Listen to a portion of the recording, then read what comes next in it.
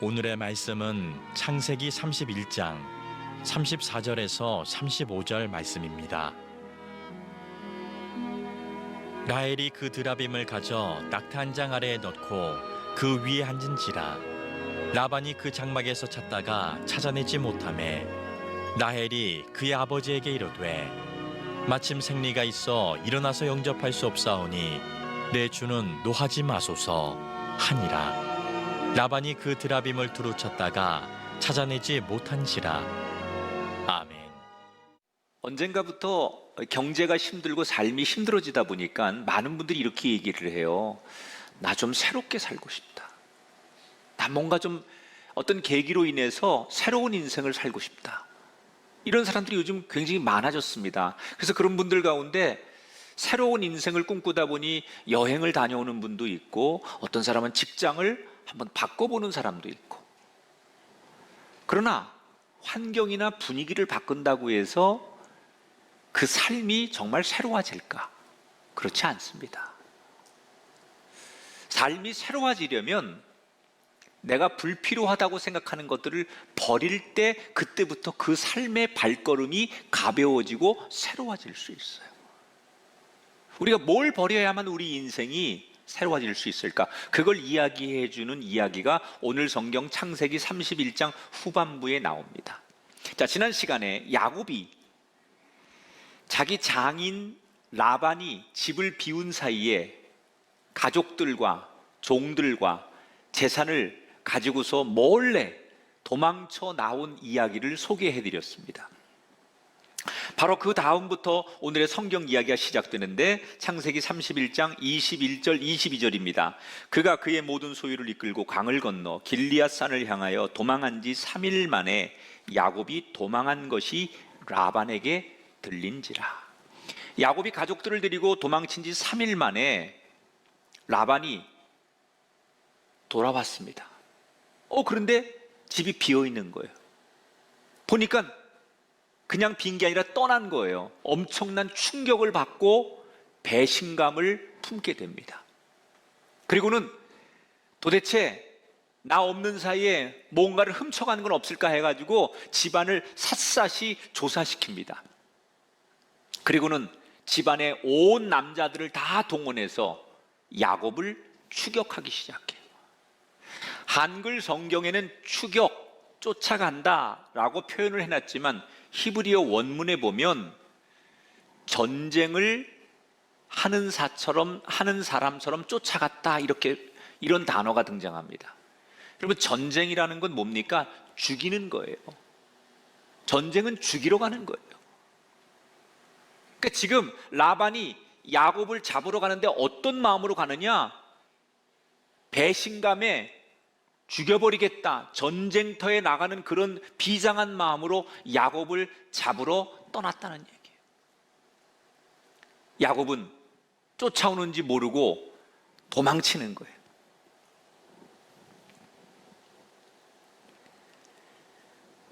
중무장을 한 이 라반의 군인들이 얼마나 분노해서 마치 사냥개가 그냥 어떤 사냥감을 향해서 막 짖으며 질주하듯이 이 라반의 군인들이 야곱을 잡겠다고 추격을 합니다. 그리고 야곱이 도망친 지 열흘 만에 야곱을 거의 따라잡았어요. 내일 정도면 야곱을 잡을 수 있을 것 같아요. 그런데 밤이 돼버렸어요. 밤에는 위험하니까 전진을 못하고 오늘은 여기서 잠시 텐트 치고 잠을 자고 내일 잡자.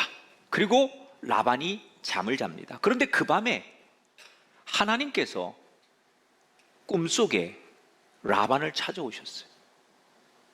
그리고 뭐라고 얘기하느냐, 24절에 보니까 밤에 하나님이 아람 사람 라반에게 현몽하여 이르시되 너는 삼가 야곱에게 선악간에 말하지 말라 하셨더라. 자, 꿈에 나타난 하나님께서 라반에게 강력하게 경고하시는 거예요. 나는 야곱의 하나님이다. 너 야곱을 털끝 하나라도 건너는 날이 있으면 내가 널 가만두지 않을 테니까 알아서 해라. 저는 이 성경을 보면 하나님이 너무 멋있어요. 이런 표현이 좀 그렇지만 정말 하나님, 내가 보는 하나님은 너무 멋있어. 어떤 면이 멋있느냐? 하나님은 당신을 소개할 때 아주 선명하게 당신을 드러내요. 뭐라고 얘기하느냐? 나는 아브라함의 하나님이다. 나는 이삭의 하나님이다. 이렇게 자기의 정체성을 드러내시는데 오늘 뭐라고 얘기해요? 나는 야곱의 하나님이다. 지금 야곱을 쫓아가는 라반에게, 야곱이 두려워해야 하는 원수 같은 라반에게 나타나셔서 하나님이 첫 마디가 나는 야곱의 하나님이다. 저는 마치 하나님이 저한테 나를 너무 사랑하시고 나를 대변하시면서 누군가에게 나는 김학중 목사의 하나님이다, 이런 하나님으로 보이는 거예요. 그 얘기는 여러분에게 하나님은 남의 하나님이 아니에요. 결코 야곱의 하나님만이 아니라 이 하나님은 여러분의 하나님이에요. 나의 하나님이에요. 무슨 일이 있으면 하나님이 다른 사람에게 뭐라고 표현하느냐? 나는 아무아무개 집사의 하나님이다. 나는 누구누구 자매의 하나님이다. 이렇게 하나님이 여러분의 하나님으로 누군가에게 말씀하신다는 거예요. 지금 야곱은 자기 스스로 아무것도 할 수 없어요. 절대 위기 상황에 모인 거예요. 라반이 중무장하고 쫓아오는데 야곱은 아녀자들과 가축들을 데리고 도망가잖아요. 도망갈 수도 없어요. 싸울 만한 능력도 없어요. 꼼짝없이 죽게 생겼어요. 그런데 이 절대절명의 위기 상황에 닥치자 누가 개입하세요? 하나님이 개입하시는 거예요. 우리가 인생을 살다 보면 꼭 야곱처럼 오도 가도 못하는 절대 위기의 상황을 만날 때가 있어요. 예컨대 여러분 가족들 중에나 여러분 자신이 의사조차도 죄송합니다, 더 이상 저희가 어떻게 치료해 드릴 수 없습니다. 아무것도 할 게 없어요. 우리가 경제적으로 부도가 났거나 어떤 어려움이 쌓였을 때 나는 아무것도 할 수 없어요. 그 밖에 우리 인생을 살다 보면 내가 아무것도 할 수 없는 절대 위기의 상황에 놓일 때가 있어요. 그럴 때 여러분 낙심하죠. 나는 말씀대로 기도하고 그리고 열심히 신앙생활 했는데 내가 지금 오도 가도 못하는 절대 위기를 만났을 때 여러분 누군가를 원망하게 돼 있어요. 그러나 절대 걱정하지 마십시오. 여러분들이 진짜로 아무것도 할 수 없는 그 상황이 되면 하나님께서 여러분의 사건과 인생 속에 친히 개입하셔서 우리를 지키실 줄 믿습니다. 지금 하나님이 우리에게 깊이 개입하시지 않는 건 우리가 할 수 있기 때문에, 네가 스스로 할 수 있고 너희들이 할 수 있기 때문에 하나님께서 우리에게 기회를 주시는 거예요. 그러나 정말 우리가 아무것도 할 수 없을 때는 하나님이 나의 자녀를 위해 직접 친히 개입하시고 역사하시는 하나님.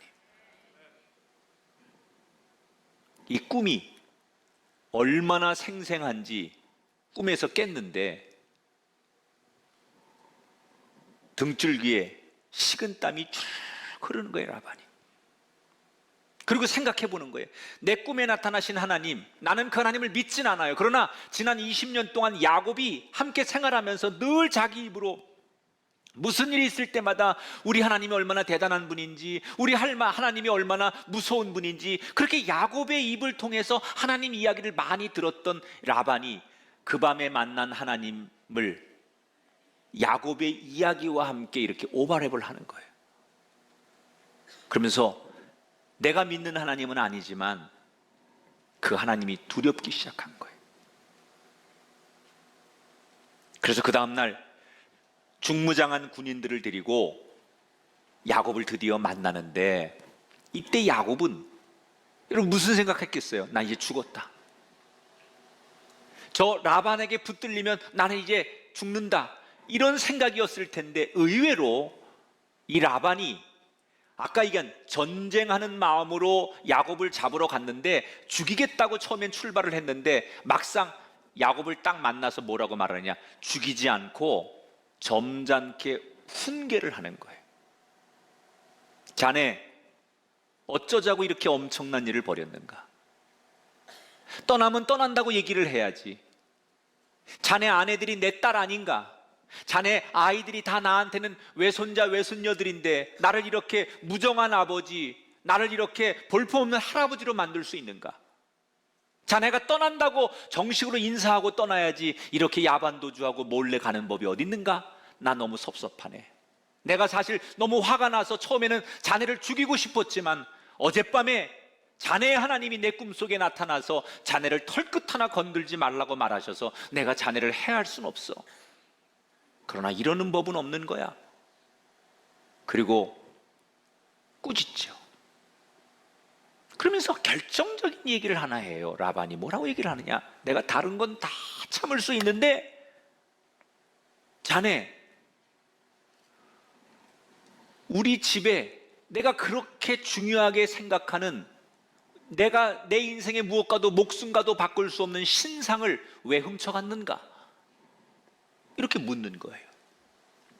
이게 무슨 말이냐면요, 당시 고대 중동에서는 이방 사람들은 각각 집집마다 자기의 가족과 자기의 가정을 지켜주는 수호신, 이걸 드라빔이라고 하는데, 이런 거를 깎아서 하나씩 다 집에다 신상을 만들어 놔요. 집집마다 다 달라요. 그리고 무슨 일이 있으면 애가 아프면 거기 가서 절하고 거기 가서 기도하고, 또 무슨 뭐 중요한 문제가 있으면 이 드라빔 앞에 가서 모든 걸 맡기는 거예요. 마치 옛날 우리 삼신할미 그런 것처럼, 우리 할머니들이 그랬던 것처럼 그런 미신 우상을 섬기는 드라빔이 있었는데, 이 라반에게도 이걸 너무너무 의지하고 이걸 중요하게 생각하는 거예요. 자기 가정을 지키는 수호신이니까 얼마나 귀하게 생각하고 신성하게 생각하겠어요. 근데 이게 없어진 거예요. 분명히 야곱이 훔쳐갔다는 거예요. 근데 야곱은 훔치지 않았군요. 기가 막힌 거예요. 자기는 하나님을 믿는 사람이에요. 그래서 이 수호신 우상 따위는 믿지도 않고, 더군다나 이건 필요하지 않기 때문에 자기가 훔쳐갈 리가 없는데, 자기 보고 훔쳤다고 하니까 야곱이 당당하게 큰 소리 치죠. 무슨 말씀이십니까? 그걸 왜 훔칩니까? 저희는 훔치지 않았습니다. 만약에 우리 중에 장인이 찾으시는 그 물건이 나오면 그가 누구라도 내가 먼저 죽이겠습니다 라고 야곱이 큰 소리를 칩니다. 라반의 사람들이 야곱의 가족들의 짐을 하나씩 하나씩 수색하기 시작해요. 자, 야곱은 우리 가족 중에는 그 우상을 훔친 사람이 없을 거라고 자신만만했습니다. 하지만 야곱이 몰랐던 게 있었어요. 사실은 이 라반이 찾는 수호신을 훔친 사람이 있었습니다. 누굽니까? 라헬이었어요. 31장 19절에 보니까 라헬은 그의 아버지의 드라빔을 도둑질했다 이렇게 나와요. 왜 라헬은 남편을 따라 새로운 삶을 살려고 떠나기 전에 아버지가 아끼는 그 드라빔을 훔쳤을까? 왜 훔쳤는지 성경에 구체적으로 나오진 않지만 성서학자들은 한 두 가지의 연구의 이야기를 하는데 가장 유력한 얘기예요. 둘 중에 하나일 거다. 하나는 먼 길을 떠나면서 불안하니까 자기들을 지켜줄 수 있는 수호신을 가져가고 싶었을 것이다. 이 여행길을 지켜달라.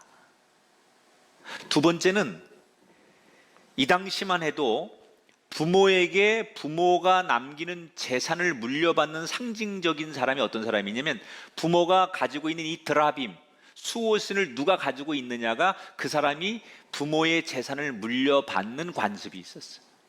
그러니까 아마도 라헬은 언젠가 자기 부모님이 돌아가시면 이 재산을 내 것으로 만들고 싶은 욕심, 물질적인 욕심, 그래서 드라빔을 훔쳐갔을 수도 있다.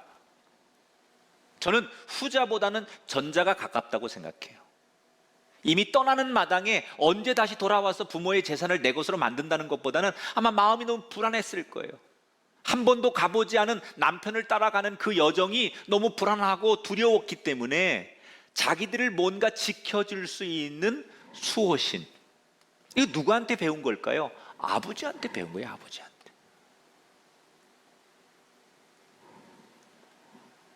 재밌죠, 여러분? 마치 오늘날로 말하면 가정 예배를 드리면서 손으로 부적을 만지작 하는 그 모습하고 비슷해요. 어려운 상황이 되자 수호신을 의지하고 싶었던 이 라헬의 모습, 이건 어릴 때부터 아버지에게 배운 거예요. 아버지가 무슨 일만 있으면, 어려운 일만 있으면 그 수호신 앞에 가서 빌고 수호신 앞에 엎드리고, 이걸 늘 어린 딸이 보고서 자연스럽게 자기의 인생의 어려움이 오자 아버지처럼 수호신을 의지하는 거예요. 몸으로는 과거를 버리고 하나님이 원하시는, 하나님을 예배할 수 있는 그 땅으로 몸은 가고 있지만 정작 자신의 영혼은, 자신의 마음속에는 옛날에 배운 과거의 껍질에 갇혀 있는 거예요. 이게 지금 야곱 일행을 죽음의 위기에 몰아넣는 거예요. 저는 이 말씀을 한참 동안 묵상하면서 제 안에 하나님이 저한테 이렇게 물으시는 것 같아요. 김 목사야, 네가 라헬을 비난할 수 있느냐? 네 안에는 라헬 같은 아직도 버리지 못한 건 없느냐? 이렇게 저한테 물으시는 것 같았어요. 아마도 오늘 이 설교를 듣는 모든 분들에게 하나님이 이 질문을 동일하게 하실지 모르겠어요. 우리가 예수를 믿는다고 오늘도 교회 나와 앉아 있고 예수 믿는 사람이라고 찬양도 하고 나를 부르는 호칭도 다 집사님, 권사님, 장로님 이렇게 사람들이 불러요. 그러나 내 몸은 교회에 나와 앉아 있지만 여전히 내 마음속과 내 영혼에는 과거에 갇힌 사람이 이 안에 우리 가운데 얼마나 많은지 몰라요.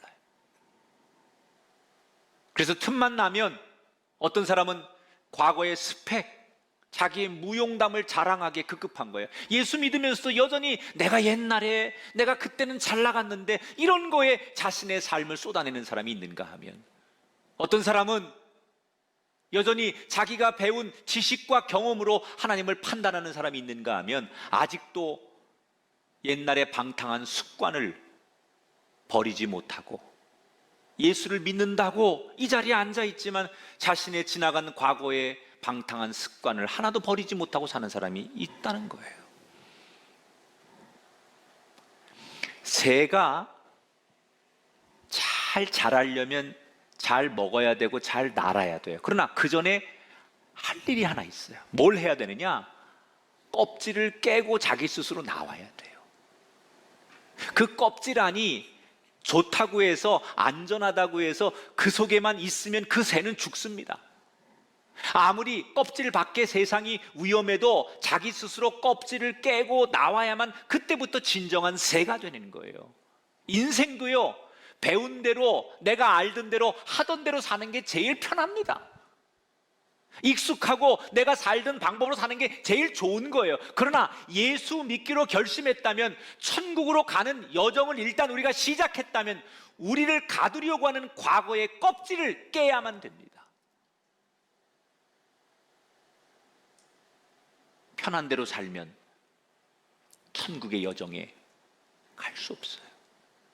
불편해도 버릴 것은 버리고 깨야 할 것은 깨야만 해요. 그래서 바울이 유명한 얘기 했잖아요. 이 세상에 그리스도를 아는 것만큼 중요한 것은 없다.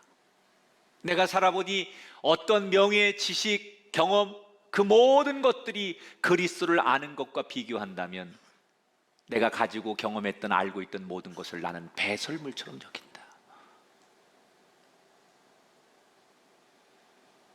여러분에게는 어떤 드라빔이 있습니까? 아직도 예수 믿겠다고 이 자리에 나와 앉아 있지만 하나님을 나의 아버지라고 부르고 찬양도 하고 기도도 하지만 여전히 내 안에 라헬처럼 버리지 못한 드라빔을 가지고 계신 분은 안 계십니까? 오늘 그 드라빔을 버릴 수 있게 되길 바랍니다. 몸만이 아니라 내 속에 진정한 속사람까지도 내 과거를 다 내려놓을 수 있는, 이 과거를 깨트릴 수 있는 편안하고 익숙한 삶의 일부를 버릴 수 있는 결단과 용기가 있게 되기를 주님의 이름으로 축원합니다. 자, 이렇게 라반 일행들이, 야곱이 분명히 야곱의 일행 중에 누군가가 이 드라빔을 가져갔을 거라고 생각하고 수색을 하기 시작하는 거예요. 야곱부터 그의 자녀들, 자기 딸 레아, 이제 몸을 다 짐을 뒤지는 거예요. 이때 가장 두렵고 떨리는 사람이 누굴까요? 이걸 훔친 라헬이겠죠. 자기는 걸리면 죽는 거예요. 라헬 차례가 점점점 다가옵니다. 이때 라헬이 기가 막힌 방법을 하나 생각해내죠. 라헬이 그 드라빔을 훔쳐가지고 자기가 타고 가는 나귀의 안장 안에다 그걸 감춘 거예요. 그 사람들이 아버지하고 자기를 수색하려고 이제 다가오니까 이때 라헬이 나귀의 안장에 딱 타고 있다가 아버지에게 대뜸 뭐라고 말하느냐? 아버지 죄송해요. 내가 내려가서 인사해 드는데 지금 죄송해요. 그 성경 그대로 제가 생리 중이에요. 그래서 아버지 내가 내려갈 수가 없어요. 가까이 갈 수가 없어요. 이렇게 말을 합니다. 율법에도 나오지만 고대 중동의 이 유목민들은 피를 부정하게 생각해요. 그래서 여성들이 생리를 할 때 가까이 하는 것을 부정하게 생각합니다. 그러니까 피합니다. 그러니까 라헬이 이걸 알고 자기가 수색 당하기 전에 먼저 선수를 친 거예요. 내가 지금 이래서 아버지 내려갈 수가 없어요. 가까이 오지 마세요. 그런 얘기예요. 그러니까 아버지가 주춤하면서 라헬을 패스하게 되는 거예요. 결국 그 드라빔을 못 찾지요. 자, 아무리 뒤져도 드라빔을 못 찾으니까 이때서 이걸 옆에서 지켜보고 있던 야곱이 이젠 큰 소리를 치는 거예요. 갑자기 서름이 복받쳐 오는 거예요. 지난 20년 동안 자기를 사람 이하 취급하고 종부리듯 노예처럼 부렸던 그 20년의 악몽이 떠오르면서 비록 장인한테 정식적으로 인사를 하고 떠나는 건 아니지만 그렇다고 해서 군사를 동원해서 여기까지 쫓아와서 자기를 죽이려고 한다거나 아니면 자기는 억울하게 훔치지도 않은 드라빔을 훔쳤다고 도둑놈 취급하는 이 장인 어른이 너무 섭섭한 거예요. 이때 야곱이 그 서러움을 폭발하죠. 삼촌이라고도 불렀다가 장인이라고도 불렀다가 해도 해도 너무하십니다. 진짜 해도 해도 너무하십니다. 그러면서 막 자기 서러움에 복받쳐 울면서 이 야곱이 라반에게 고백한 유명한 성경 구절 하나가 있어요. 이걸 보셔야 돼요. 42절 말씀 같이 한번 읽어보세요. 하나님이 내 고난과 내 손의 수고를 보시고 어젯밤에 외삼촌을 책망하셨나이다. 야곱이 뭐라고 말해요? 내가 삼촌 앞에, 장인 앞에 지난 20년 동안 노예처럼 살고 억압과 고통 속에 살았지만 그 모든 내 고통과 고난을 내가 노력하는 걸 하나님은 다 보고 계셨다 그랬어요. 제가 왜 이 말씀을 딱 여러분에게 오늘 소개하느냐? 오늘 우리들 가운데 나는 믿음대로 정직하게 살려고 하는데 왜 이렇게 인생이 힘들고 나는 뭐가 잘 안 풀릴까 상처받고 아픈 분이 계시다면 오늘 이 말씀이 여러분에게 위로가 되고 치료가 되길 바랍니다. 하나님께서 여러분을 다 보고 계십니다. 억울하십니까?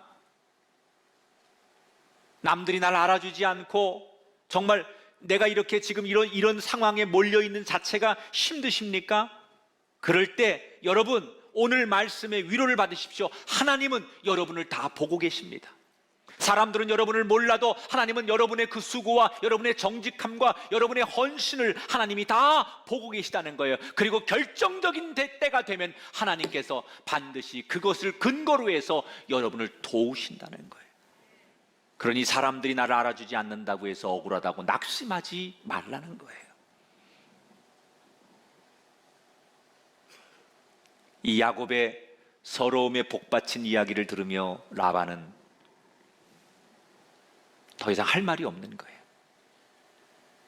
그래서 야곱에게 사과하지요. 내가 미안하네. 잘못했네. 내가 사과할게. 그래서 그 들판에서 그들이 화해하고 협정을 맺어요. 우리 지나간 모든 과거는 다 잊고 자네 어차피 떠나는 거 내가 축복하고 떠날 테니 나를 용서하고 자네도 새 출발하게나 다시는 우리 이런 문제로 서로 원망하지 않기로 하세. 그리고 거기서 약속을 해요. 언약을 맺어요. 돌무더기를 쌓고. 사실 라반은 야곱이 언젠가 힘이 세져가지고 자기를 공격할까 봐 두려워 그랬던 거예요. 그러나 반대로 야곱은 그 언약을, 그 두 사람 간의 그 서로 언약을 맺는 것을 진심으로 합니다. 그렇게 하지요 라고 한 다음에 그 자신의 마음을 풀기 위해서 하나님 앞에 따로 예배를 드려요. 그리고 그 라반의 가족들에게, 자기를 죽이려고 쫓아온 사람들에게 맛있는 음식을 성대하게 대접하고 귀한 잠자리를 제공을 해요. 왜 야곱은 이런 행위들을 했을까요? 그냥 언약을 하면 되는데 왜 그 뒤에 예배도 하고 따로 음식도 제공하고 환대를 했을까요? 야곱은 진심으로 지난 20년 동안에 하란 땅에 특히 자기하고 불편했던 장인 라반과의 앙금을, 과거를 털고 가고 싶었던 거예요. 자기는 지금 새로운 땅으로 가는 거잖아요. 자기는 잘 살기 위해 미래의 땅을 가는 거잖아요. 그런데 가는 내내 마음이 불편했거든요. 그 삼촌에 대한 분노, 장인에 대한 원망, 그리고 그 안에 상처, 이런 것들을 가지고 가는 내내 발걸음이 가볍지 않았거든요. 그런데 딱 맞닥뜨린 거예요. 그리고 화해가 되면서 진짜로 모든 과거는, 모든 상처는, 특히 사람에 대한 분노와 원망, 미움, 상처, 이런 것들을 다 여기다 두고 가고 싶은 거예요. 여러분, 이 장면이 오늘 현대인들에게 너무 중요해요.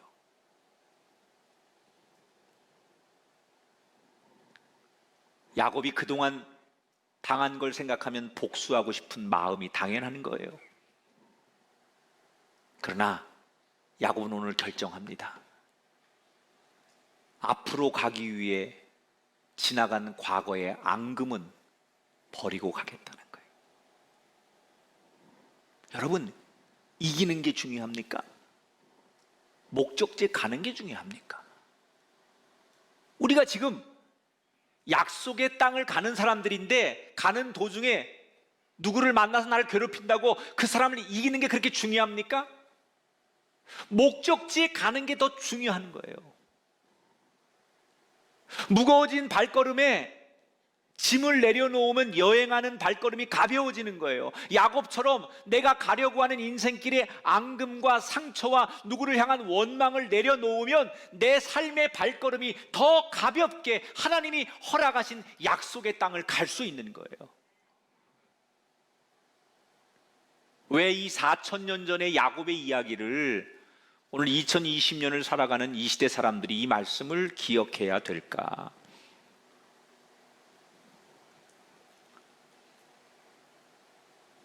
우린 예수를 믿는 순간 야곱처럼 천국을 여행하기 시작하는 거예요.